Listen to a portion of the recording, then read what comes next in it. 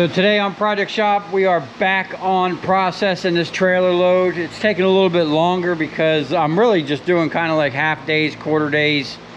Got a lot going on.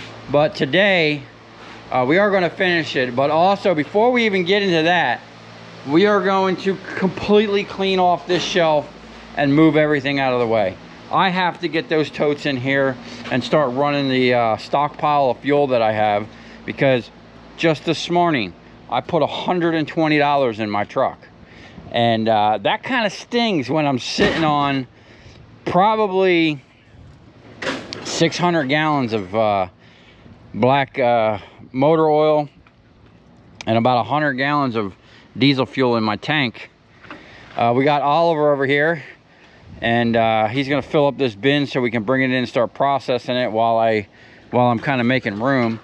I gotta grab the forklift so that I can oh, hey, no, that's the stuff we already threw up in there. Only the aluminum. There's a whole pile of this that we're not processing.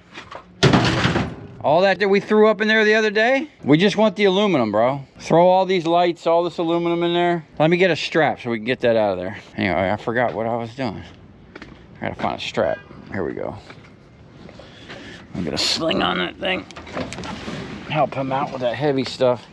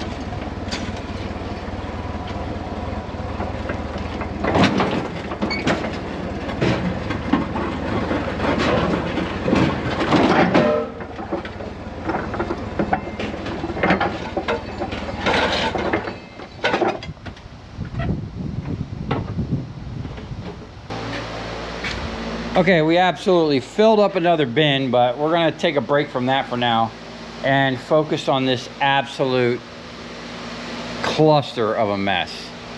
I don't even know where we're gonna put all this stuff, but we're gonna start by just getting it out of the way. So I'm gonna find like a box or a bin, and I'm gonna bring over a pallet, and we're just gonna start getting this stuff out of here, and we'll figure it out as we go. I think what we're gonna do is just start right there, clear that, and then we gotta work on that. I think I have a bucket of granulates up there. I got a brand new 10 horse 3-phase motor. I really have something I'd love to use that for, but I ain't got 3-phase in here. I do have a 50 horse 3-phase converter right here, rotophase, but it takes 120 amps to operate that. We only have a 100 amp service in this building, which really sucks. So I'm really limited on what I can do in this building. So it's really time to start thinking, I don't want to renew a lease here, so we're gonna have to get in a better situation for that. So we're gonna work on this, and then yeah, hopefully by the end of the day, I don't think I'll be spinning oil, but I'll at least be kind of set up to where I could start the process of plumbing everything together, and at least transferring the oil into the settling tanks.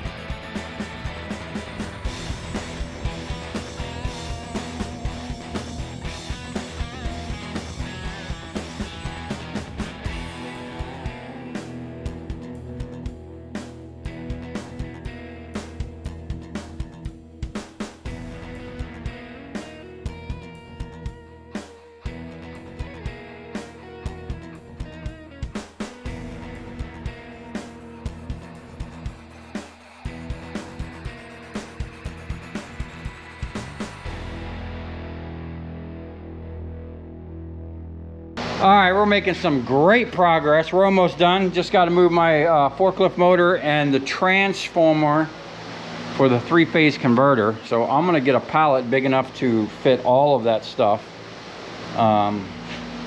Maybe this one, I don't know. But we did clean up a little bit over here as well, and we're gonna clean up a little bit more, but I wanted to basically clean that bench off so actually I can use that to get my fit-ins and sort stuff. Now, what we're gonna have to do is pick this big behemoth up. And what we're gonna do is, we're gonna use a forklift. I think I used my cherry picker originally to do that. This time we're gonna use the forklift, but we're gonna try something a little different. I'm gonna take the fork off, flip it upside down so that it's up here. And hopefully we can use the chain and just pick it up off of there and not really strain ourselves. So let's see how well that works.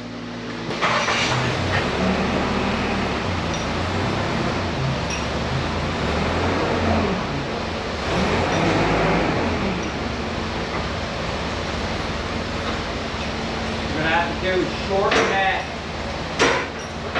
chain up as much as you can. Literally just put the get that little hook as close as you can to that big hook. You know what I'm saying?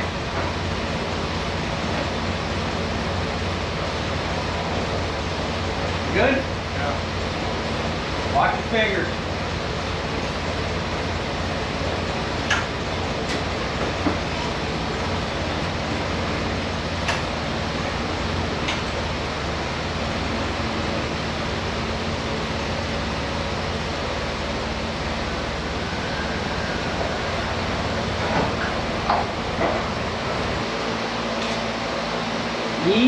Supply. All right.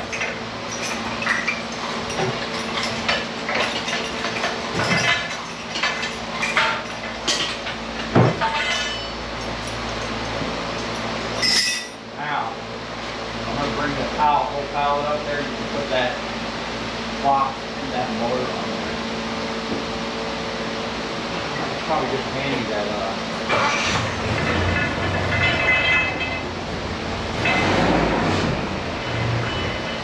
that you can do that.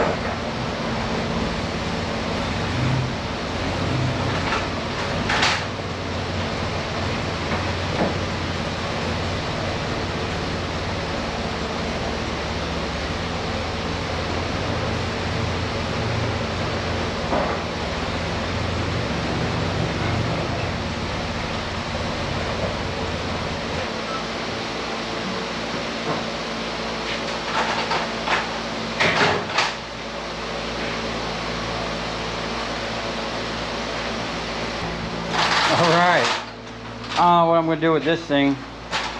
240 volt, 50 horsepower, 40 horsepower, 40 or 50 to 40 horsepower. Larson Electric. So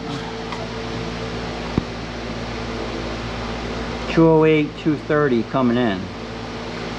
Input volts. The only problem is the 50 horsepower, 1800 RPMs, the amps that this thing draws, man.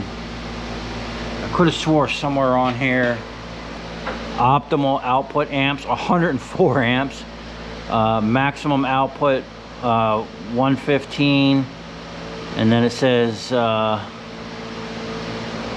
somewhere on here it said minimum startup. Yeah, this thing needs some serious power, but recommended combined horsepower 40 horse.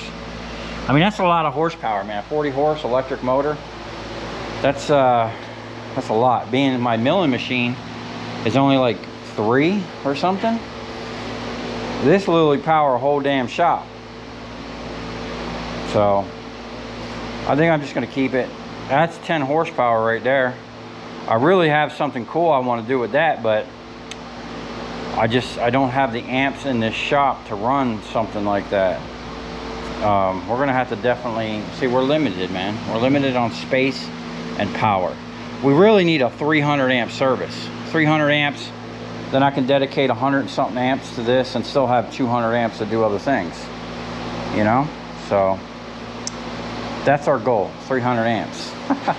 All right, we're just gonna move that thing over there and move that motor over there, and then that's it. We'll clean this off a little bit, and then we're gonna move all this crap out of the way and do the same. Oh man, I'm gonna have to move the fork around again to pick this thing up. We're gonna pick this up, set it over there, and actually put it to use. Talk to the neighbor, talk to another guy. Everybody's really excited about giving me all the oil that they have, because they pay $100 every time someone comes.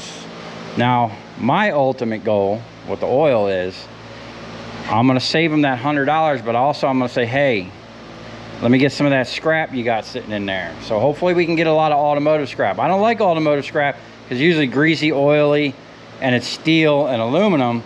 But if I'm going to be there picking up free fuel, I might as well pick up some scrap and you know, see how that goes. But we ain't gonna you know, our ultimate goal is more electrical contractors and AC contractors. But hey, I'm gonna get all the customers I can get, and this is just one way of providing another service. I've always said, like in my live streams, when people ask me how do I get customers, you got to provide a service that no one else is providing. Waste oil recycling or pickup, I don't know any other scrapper that's doing that. You know, it's going to enable me to run cheaper costs as a pickup service, so I can compete with the scrap yards or beat their prices, if that makes sense. Except for on steel. I'm still not going to buy steel. I don't care. They'll have to give it to me, or I will pay literally 4 or 5 cents a pound for it. I'm not, I don't want to. It's just not something I'm ever gonna want to do.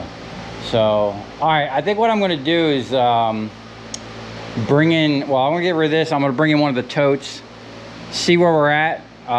We'll put it down here, see where our measurements are. If I can fit a tote up there, and a tote, I think those totes only come to here. I might be able to drop this down, and I might be able to put my centrifuge here. If I can have my centrifuge here, have my pumps, have a switch bank. Like I said, man, we're gonna have this thing looking like some mad scientist, Frankenstein, freaking awesomeness, you know? And it's gonna be cool. It's really, really gonna be cool. And I'm glad you guys are on this journey with me. Like, I wish you would have seen the crazy mad scientist stuff I had the first 2 times around that I did this. It was crazy. That's all I can say. Literally all my neighbors thought I was going to level the block one day, which, you know, it's used motor oil. It's not really explosive. And then you got to have a way to vent. What we're going to do is we're going to have a manifold that's hooked to an exhaust fan. I don't know how we're going to do that, because I don't want to blow fumes through an exhaust fan. We're going to have to get an explosion proof fan. That's it. But we will be sucking the fumes out of each one of the tanks. That's going to do two things. One, it's going to keep the fumes out. Two, it's going to keep condensation, especially when we have the hot oil. Anyway, enough rambling. We'll get this stuff sorted out right here, and then hey, we'll see if we can't get that centrifuge up on that shelf. All right, first tote in the building. Couple things. One, we are going to have to shift these down. And the main reason, actually, I'm going to try to sneak one up there on an angle. I might be able to get it. The problem is these things stick out. This thing's way over here. This thing, it's only within an inch, but I think I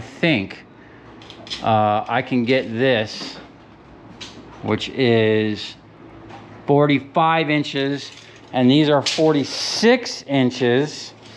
I think I might be able to sneak it up on an angle like this and let it drop down. Now, the only issue I'm thinking of is this box might give me a problem putting a tote out, but I think I'm going to be able to put the centrifuge up here. Now, depending on how much I want to lower this, I do have enough room to lower this down. The thing here is the problem. This is the highest part, and I mean, to me, it wouldn't be nothing to make a bracket come off of this and drop this down a little bit. I don't think it really matters where that is. So if I have to, I can move this over and come down a little bit. It doesn't necessarily have to be right there, but I will be able to put the centrifuge up on this shelf. Now, it's good. That's going to determine how far I move that shelf is going to be determined by if I can get a tote up there or not. So Oliver just got back from lunch, or with lunch. We're going to take that. I'm going to eat some brain food, think on this for a minute, and then we're going to come shift the shelves around, see if we can't get the totes up there. Then we're going to move the oil filter press into its new location, and then that might be it for that today. I got to round up some fittings and some hoses and stuff, so I don't know how far I'm going to go with that today, but at least it'll be in its place and ready to be plumbed in, and we can start making our fuel. I can actually start bringing in the fuel that I have sitting out back and up front, pumping in the tanks, let it settle for a day or two, and yeah, so we'll be and then once we're done that, we're gonna get on some scrap, and we got to get some scrap in the bucket today so that we got something nice to turn in for Monday.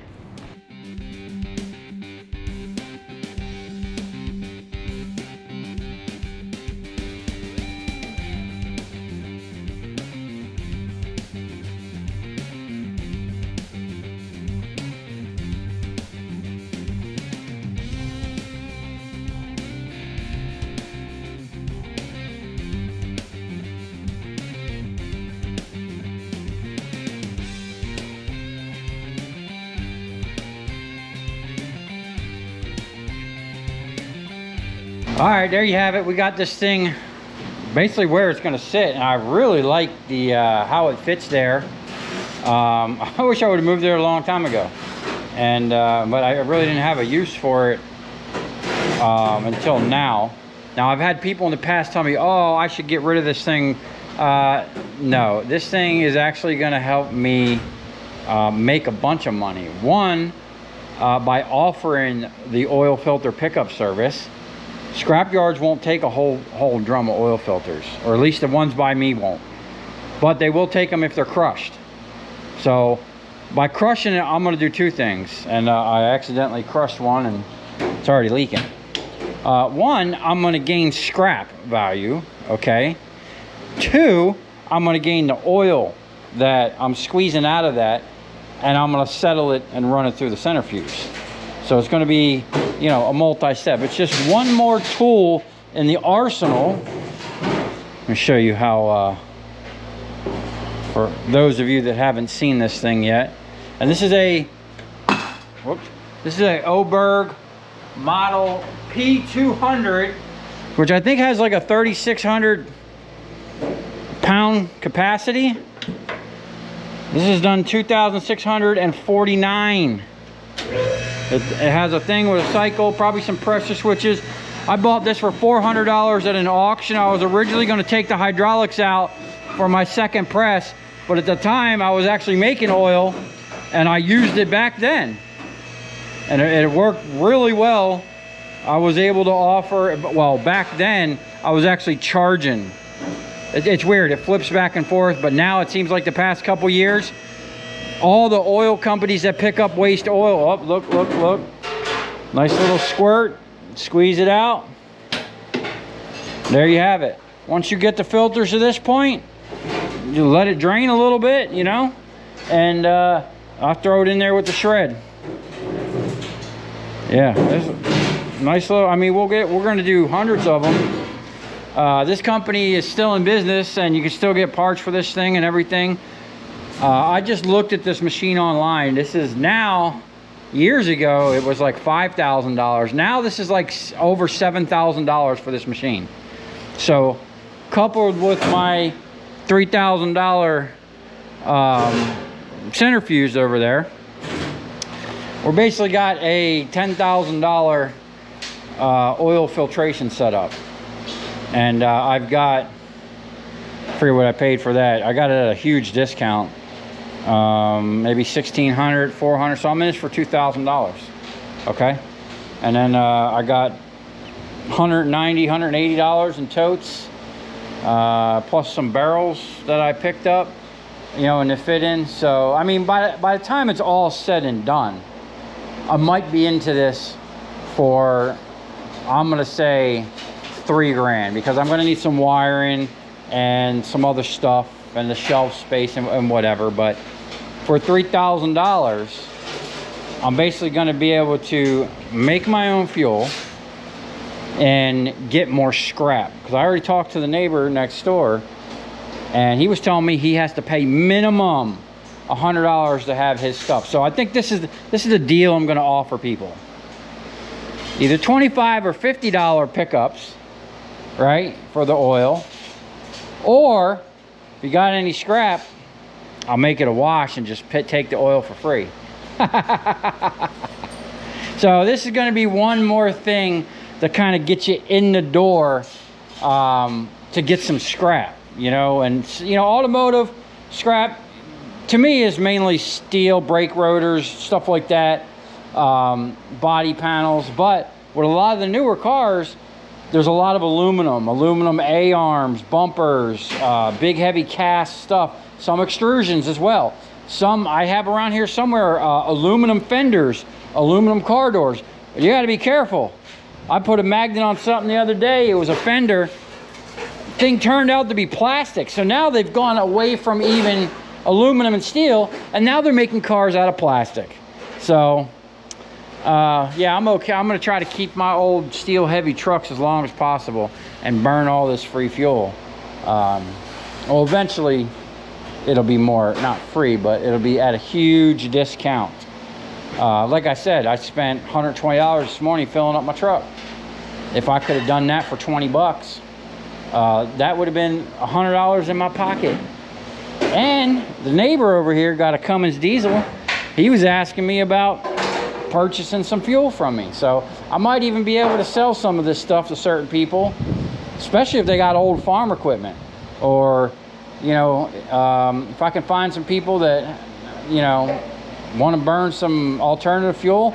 Even if I do a more conservative blend, maybe like a 50% or 60% oil to diesel ratio, it'll still be cheaper than going to the pump, you know.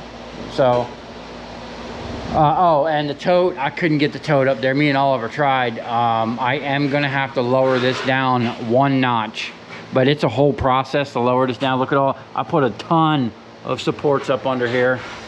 So I'm gonna have to pull off the whole deck, take these beams down one at a time, lower them 1 notch, and then I'll get my, then I'll have to take this off. I screwed this down. Take that off, lower that down, and then I'm gonna have to see how I'm gonna do the totes, I gotta be very careful. I actually have a ballard around here somewhere that I kept. I might actually screw to the floor, just so I don't knock in it, because there, you know, I'm gonna have stuff coming off of here. So I gotta figure a way of keeping that as tight as possible. And then I gotta figure out which totes are gonna do what. Am I gonna put the waste oil down here, something I could just pump into, or am I gonna put the waste oil up there? I think what I'm gonna do is probably put the main settling tank down here, where I could have, if someone's got a 5-gallon bucket, or if I back up with my truck or got a drum I wanna pump into, I can pump it into here. And then I can bleed off the bottom, and I can have my funnel that's going to be on this. And we're going to do a whole video on the process of just settling and how I'm going to set this up. But we want to make sure that the oil goes to the bottom through a funnel. The funnel has to go all the way to the bottom, so that the new dirty oil we're putting in is pushing up all the settled oil. And we want to pull from as close to the top as possible. Like I said, I want to try to figure out some type of like float system where I can float the top of the pickup tube right on the top of it and only be sucking from the top inch, you know? So it's just all the best stuff. And then from there, we'll probably pump it into the next one. I don't know. But we're gonna need 1 tank for diesel. 1 tank for the clean stuff that I'm gonna blend. So we got a lot of work ahead of us. I have to figure out how I'm gonna do a 4-tote system, because I really want a, I want like a 6-tote system. I want 2 settling tanks before maybe even 3, before it gets to the centrifuge. Because oil, to me, I didn't have a problem in the past getting oil, and I don't think I'm gonna have a problem now getting oil. I've already got people offering me oil. I mean, literally a guy stopped and was like, dude, we got like 250 gallons for you. So they already have 1 tote. I already have 1 tote, probably more than a tote, sitting here that I need to go through. And then, you know, it's just, as soon as I get the word out and I go out there, and then, oh, I'm gonna need another tote just to have on my truck, so that when I go out and I'm out picking up scrap and someone has oil, I'm gonna have a way of transporting it. So we're gonna have to have a pump system, possibly a super sucker. So we got a lot, we got a lot to do. But once it's dialed, like I said, man, it's gonna save me $600, $800, sometimes $1,000 a month I spend in fuel. And you know, I'm looking to expand, start hitting the West Coast more often. I still have a customer over there that calls me every now and then, but I used to have like 10 customers over there, big customers. It just, you know, a lot of things happen and I just don't go over there as much. I really need to get back into going to the West Coast. I want to venture up north. You know, I used to go Fort Pierce, Melbourne, and you know, I hear horror stories of people selling scrap in Tampa and how they pay crap. I'd love to go up to Tampa. I'd love to go up to Orlando and Daytona and just have like a route, you know? I'm thinking about maybe like going on, like I'll leave one day and I'll just kind of head up and do like a circle, like 2 or 3 days just out picking up scrap. With the trailer like that, it's nice because I can just throw the scrap in there and kind of lock it down, put the net over it and secure it. And you know, I'll stay on the road for 2 days. I don't care. I'll sleep in the truck. I'll go get that scrap, or whatever I need to do, man. But this here, you know, if I'm gonna go on the road like that, I'm gonna need a lot of fuel. I've already got the 100-gallon fuel cell in the back of my truck. Got a 100-gallon fuel cell in the back of the other truck, and got pumps. Matter of fact, right here, I was actually keeping these tanks. This is like a brand new high-end water tank.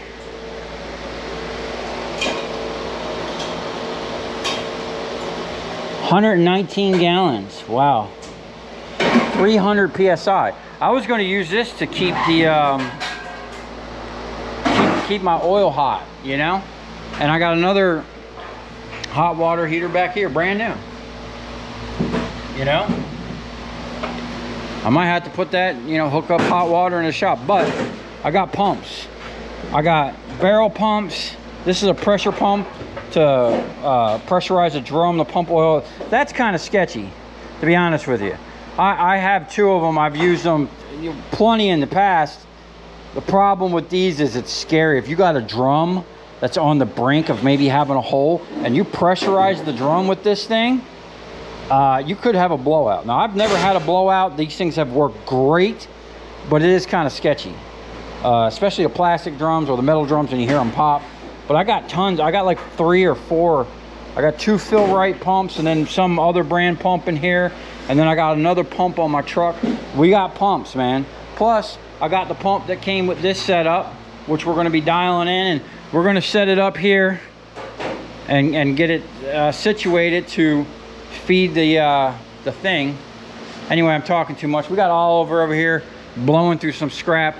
I'm going to get hydrated, and I'm going to go back there and help him. We're going to at least get some scrap in the bucket today. Try to find all the transformers and get them on the table, and then I'm going to have a copper day. Tomorrow is going to be all about the copper. Today is all about aluminum and getting the copper out of the aluminum and separating stuff. Tomorrow is going to be more geared towards actually breaking transformers. I got some electric motors. I got some AC compressors.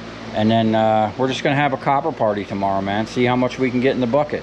I think if I process everything, we can probably pull another, I'm hoping maybe like 250, 300 pounds of number 2 on top of what we already have.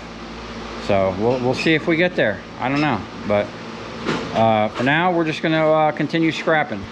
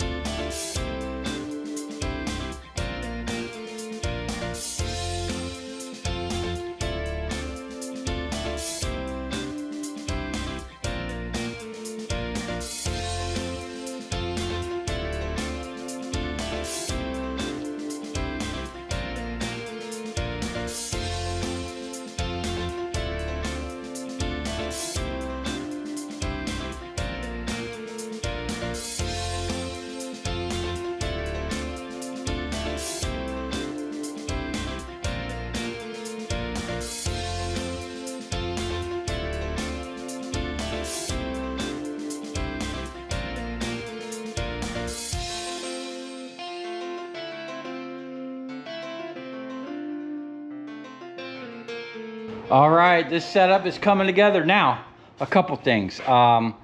This tote and this tote just happen to have crap behind the wall. This one has a big outlet that don't even work, okay? And this one has a communication box, was for the old security system in here. So what I did on this one, I was able to turn it sideways and it fit up there. And there's plenty of room where I can still plumb in, come off with that. Now, I did notice that two of these, they're different threads, okay? And the guy did give me, the guy that I got these from is really nice. And I'm actually going back to see him again. He did give me one of these, which has a thing to put a big hose. And then the big hose, I can reduce it down from there. Or it comes with this plug that you use with this, you know, with the cap, and put the plug like that, you know. But there's no seal in there, so I probably have to clean that really good and silicone it if I was going to use that. Here's my thought. Going forward, I'm not going to buy the ones, well, I will buy them for scrap. The ones with the big, thick thread, okay, I really don't want those because I can't do anything with them. These ones have a pipe thread, so I can easily get an adapter, reduce it down. You know, it's a common thread. And this one too. So I think these two tanks here right now are going to be dedicated to settling. So I'm going to use these to settle my oil because I won't be using that. I'll be having a pump in here and pulling out. I just put these up here temporarily to see if everything was going to fit and work. I still need to wash these out. I need to wash. It had soap in it, or some type of soap for making soaps and shampoos and scrubs and whatnot. So it's nothing hazardous. And the guy actually gave me a bunch of soap that I've been using. Really nice. And some dog shampoo. So anyway, another thing. Oil is like 7 gallons, between 7 and 8 gallons per pound, or per gallon. 7 to 8 pounds per gallon, okay? And I did the math, 250 gallons, I think, is like 2,000 pounds. Now, these here are rated for 2,000 pounds, I think.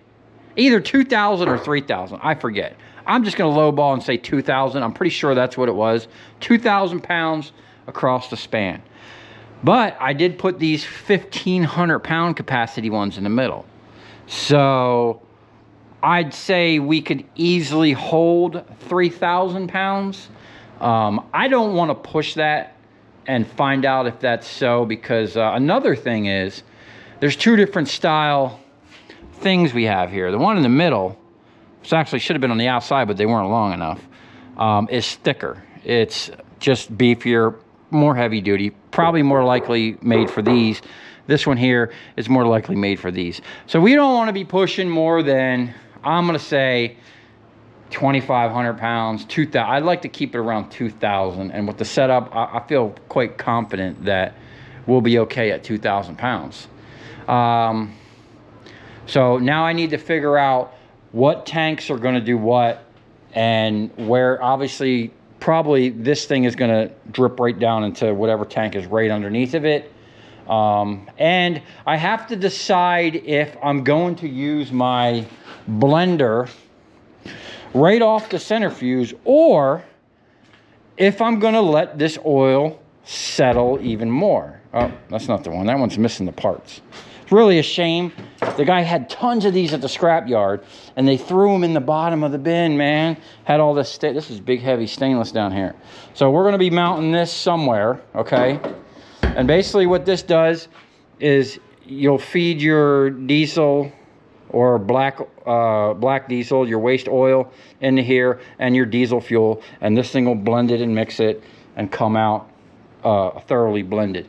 But you know, to do it right, we have to get our flow right. So I think what I'm going to do is like put a mark on whichever one I'm going to let feed this, and I'm going to fill it up, mark it, like, okay, that's going to be so many gallons, and I'm going to have, I don't even know if I'm going to use one of these totes for the diesel fuel, I can probably just use a 55-gallon drum on its side and save some weight and space. I think actually that's what I'm going to do, because this one I have to turn sideways anyway.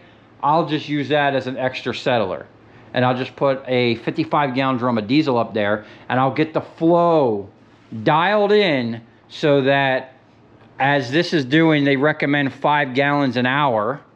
Okay, we might even, I don't know, we might slow that down. So, but we want to do the ratio of whatever we're going to do. You know, I think I'm going to probably blend everything at an 80-20, 80% oil, 20% diesel or gas. I think I'm going to stick with diesel. I've had better results with diesel fuel in the past. Keeping diesel in it just stopped the white smoke, the coking of the injectors and all that stuff. It just seemed like when I kept diesel fuel in the mix, I had less problems, okay?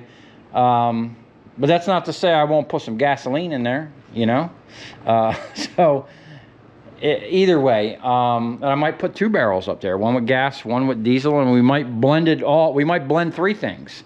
You know, I might get another one of these to blend the gas and diesel, and then the diesel gas mix in with the thing. I don't know, man. Everything's all up in the air, but I'm super stoked about this setup. This might not even be the permanent spot because I really don't even have enough room. I would like 2 more totes. I would like 2 more settlers, because once I start putting it out there that I want used oil, what happened last time is I got so much oil, like I was getting way more than I was using, and I had a surplus. I had 500-gallon tanks full of oil just settling. It was actually nice because I was just literally riding around forever. I mean, probably the good portion of 2.5 years for free. And I'm really kicking myself in the butt that when I left my shop and worked from home, I didn't figure a way to keep my tanks, because I had some really nice tanks and a really nice setup. I just got rid of it all. I think I kept the filter bank, and I don't even know what happened to it. I still have some parts around here. I still have my homemade inline heater, which was super sketch. I put 2 hot water heating elements in some T-pipes and made a U. So it came down, hit the first heating element, went across, hit the second one. When it came out, that thing was steaming. And then what I did is I took a pair of jeans and I clamped it real tight around a pipe, the outlet pipe, and was forcing the stuff through the jeans. Well, like, you wouldn't believe how much those jeans actually collected sludge. Because what would happen is at first, they would sit, and I had it going into a 55-gallon drum that just drained back down through the system. It was crazy, literally crazy, but it worked great. And I could just continuously filter the oil. And the way I was picking it up, where I was picking it up, I never picked from the bottom, okay? And that's going to be a reoccurring thing you're going to see here. We're going to inject into the bottom, but we're never going to pull from the bottom. So every time we move it from tank to tank, we're going to be going from the top into the bottom, pushing it up, pulling it out. I'd like to do that like 3 times and then run it through the centrifuge, you know? So, hey, it's a work in progress. And eventually, since they're saying, oh, you should be doing single or double and maybe even triple passes, maybe we get 2 centrifuges in the future, or I make another one. I mean, maybe, yeah, I don't know. I would like it to come out of that one and just go right into the other one. You know, since the oil is going to be hot, we use one to heat it. It's already hot. Just run it from that centrifuge right down into another one. Let it spin again, you know. Maybe even faster RPMs. That's something we might be at. We're going to experiment. But this has a big bowl, and it really doesn't need the fast RPMs. Some of them claim, oh, it does better with, you know, 6,000 RPMs or whatever. I don't know if it's necessary. I think you just dial it back, slow the feed down a little bit, and then we'll see. I don't know. We're going to see, man, but we're going to have fun building this. I'm glad you guys are here with me for this setup. And because this will be my 3rd no, I'm sorry. This will be my 4th black diesel setup. First one was in my first ever shop I had by myself, which it was a little 1,000 square foot shop in Delray Beach, Florida, right off Linton. Second one was out in Loxahatchee at my house. Third one was in Riviera Beach. Oh, no, I'm sorry. This is my 5th setup, because then I moved to my even bigger shop in Riviera Beach. My last shop before here. And then that was it. I got rid of the system, and now we're revamping back up with better stuff. And I have a bunch of cool stuff that I've been collecting along the way that I'm going to implement that nobody else is doing, that I'll be doing, and you'll see it here first. So, and ain't nobody got no oil filter press, and this here is gonna be a game changer in the fact that we're gonna make money recycling oil filters. You know, we're gonna get the fuel, the oil. I mean, I did spill it on the ground there, but I gotta get Steve my tank. I'm out of propane, ran out of propane on forklift. Steve's gonna help me out. Go get me some propane from Tractor Supply. Now, unfortunately, I have an absolute mess. Hey, you ever try to like clean your shop, make it look nice, and then all of a sudden it gets 100 times worse? Yeah, that's me. That's what happened here. So he's gonna get me some stuff, and yeah, we're just gonna keep on working. As soon as I'm done, I think I'm done with that for now. I am gonna pull them tanks down and wash them. I think that's what I'm gonna do for the night. Then I'm gonna get back to scrapping. I'd like to get the aluminum process tonight. That way tomorrow I can just focus on copper. So we'll see. We'll come back here in a little bit. I'm gonna eat something, hydrate, and we might mess with them tanks a little bit more.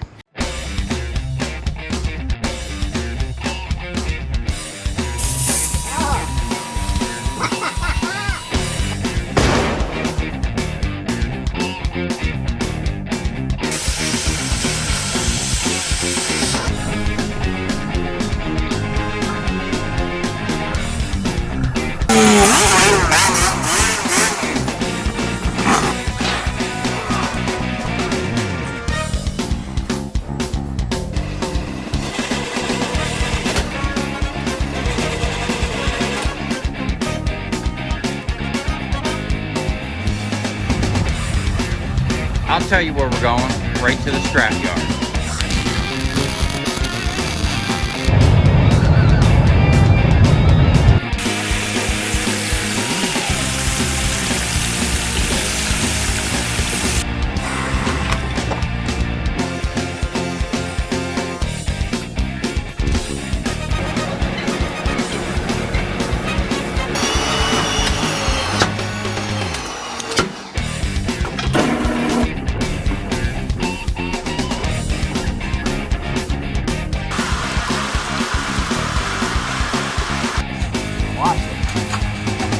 Dance? You ever seen your copper dance before?